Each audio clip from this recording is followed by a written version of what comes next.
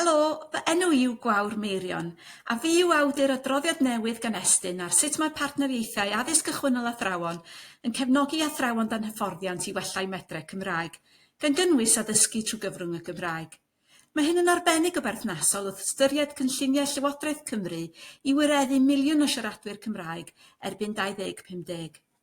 Mae'r adroddiad yn tynnu ar ganfyddiadau arolygiadau addysg cychwynnol athrawon ac ymweliadau thematig ar partneriaethau, yn cynnwys trafodaethau gydag arweinwyr a thiwtoriaid, ymweliadau ysgolion lle buom yn siarad am mentoriaid, grwpiau fyfyrwyr ac ymweld â gwersi. Yn ogystal, mi wnaethom holi barn myfyrwyr ac athrawon newydd gymhwyso.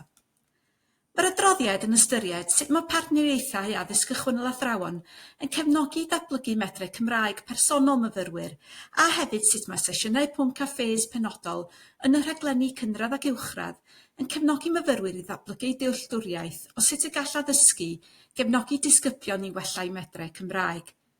Yn ogystal, gwnaethom ystyried y gefnogaeth i fyfyrwyr yn ystod eu profiadau ysgol. Mae'r adroddiad yn amlinellu cryfderau a misydd i'w gwella. Mae'n darparu ystod o gamiws a ffeithluniau sy'n dwyn ynghyd enghreifftiau o arfer effeithiol i helpu partneriaethau ystyried sut gallant datblygu eu darpariaeth. Mae'n argymhellion yn cynnwys bod angen i partneriaethau addysg cychwynnol athrawon gynllunio cyfleoedd pwrpasol i ddatblygu medrau personol a medrau addysgu Cymraeg myfyrwyr ym mhob agwedd o'r rhaglenni.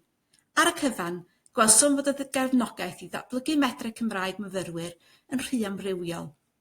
Diolch i bawb a gymerodd ran yn yr adroddiad, a dwi'n gobeithio y bydd yn ddefnyddiol. Diolch.